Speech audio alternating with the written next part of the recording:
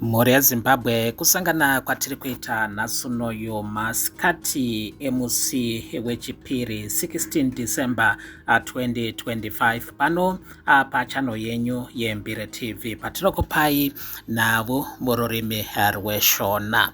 Nyaya yatakabata panapa inyaya iri kutsviriridza kutaura kwandiri kuita padandemutande. Paine mibvunzo iri kubvunzwa kuti zvinorevei zvamuka zvakaitika padare reparamende. Vamwe vari kuti marituals ekuti 2030 ange achibudirira. Vamwe ndivo vanoti isetapu yekunzi vachiwenga vari kuroya vaEmmerson Mnangagwa, zvinova zvakaitwa amai Mujuru kudzingwa kwavakaitwa mubato reZANU-PF vakanga vava kupomedzerwa mhosva dzekuti vari kuroya vaMugabe, vari kuda kupfuudza vaMugabe. Zviri kutaurika izvo kuti mangwanani anhasi security yepamuzinda wedare reparamende kuMount Habden vamuka vachikahadzika zvikuru, vachishamisika zvikuru nekuona mashura zvinhu zvanga zvichiratidza kuti chivanhu chaitika pamuzinda uyu.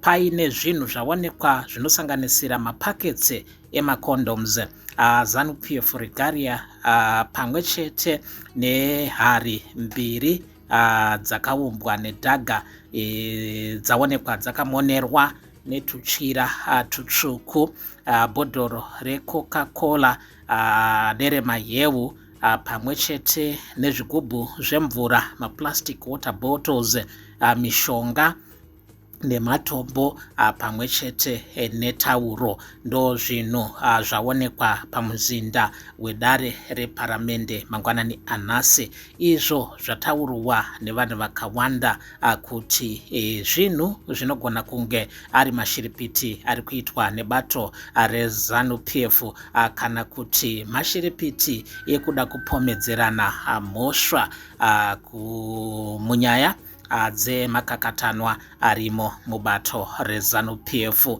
Izvo zvaitavo kuti pange paine mibvunzo pari kubvunzwa vakuru vehurumende. Fadzai Mahere ndemumwe wataona zvekare achibvunzavo Farai Marapira kuti mashura api amuri kuita pamuzinda wedare reparamende sezvo paonekwa mashiripiti iwayaya mangwanani anhasi.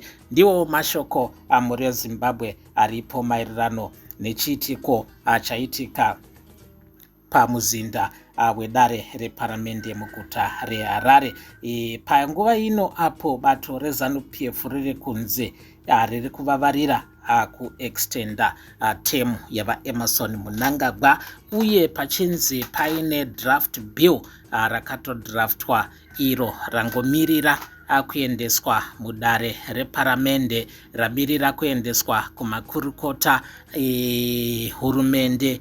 Kana zvinge zvabudirira zvoreva kuti tava kumisa sarudzo until 2030 ndo zviripo mhuri yeZimbabwe. Asi izvi zvava kuitika pamuzinda wedare reparamende zvinhu zvashamisa vanhu vakawanda zvikuru.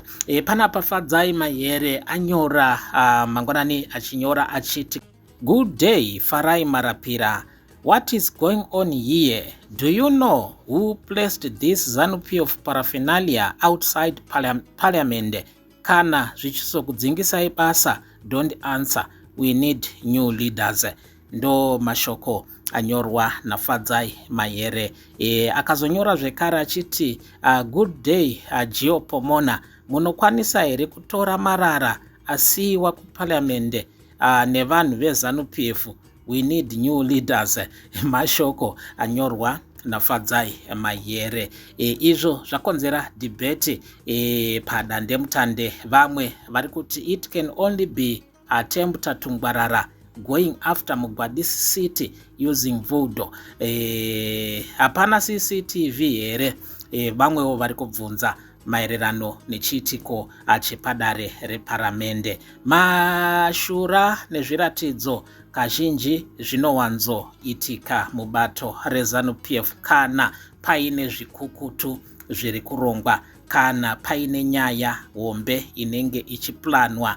Panapa takataurwa isusu nyaya yekuti vari kutsigira 2030 vari kuona Vice President Chiwenga se-stumbling block panyaya iyoyoyo. Naizvozvo pakataurika mashoko pasati paendwa kukonferensi yakaitirwa kwaMutare, pachitaurwa kunzi vaMunangagwa vanga vakaronga kudzinga Vice President Chiwenga pachigaro chekuva Vice President nekuda kwekuti vakanga vatadzisa vaEmmerson Mnangagwa kuenda kumusangano weUnited Nations General Assembly mushure mekunge vauya kumusangano wakaitwa musi wa17 September, musangano wePolitburo yebato reZANU-PF, apo vaChiwenga vakauya vakabata dosaya rairatidza hukopokopo wakaitwa munyika, apo nyika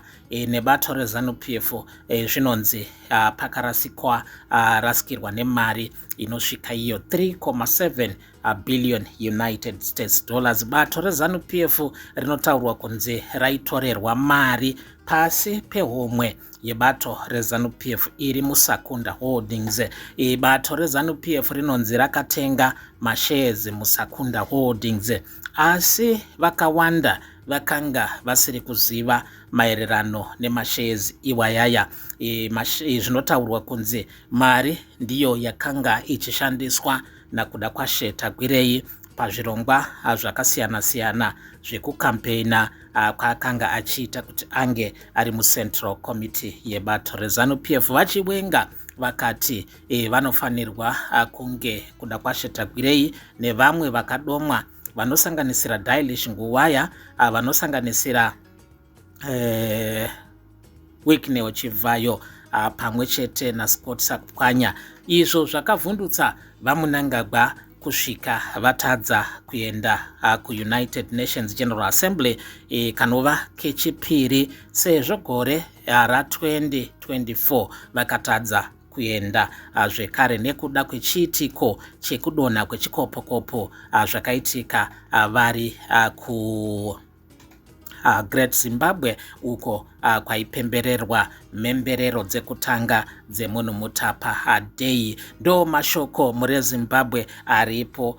Vamwe vari kuti ndo zviri kuda kurongwa pari kutsvakwa nzira yekupomedzera nayo Vice President Chiwenga kuti ndivo vane kuita kwakadaro, ndivo vakonzeresa zvikuwanikwa paine miti inoratidza kuti pane mishonga yanga ichipefomwa pamuzinda wedare reparamende. vaChiwenga vari kutaura kuti mutemo ngauremekedzwe, kwete zvekuti vanhu vashoma vari kudya pamwe chete nekubira nyika vange vachitaura kuti vari kuda kuti 2030 vaMunangagwa vange varipo. Ndo mashoko atanga takabata mureZimbabwe echiitiko chepadare reparamende muzuva ranhasi, apo pamuka pachitaridza kuti paiswa zvinhu zviri kutaridza muti zviri kutaridza kuti papefomwa marituals pamuzinda wedare reparamende, zvinova zvakahadza vanhu vakawanda. Tipei muonero wenyu muchishandisa comment section maererano nenyaya yataunza mudariro iyi. Musakanganwawo kutsigira kune vashanya ake kutanga pachano ino kuitira kuti pose pose patinoene navo munova vekutanga kuziva zviri kuitika munyika.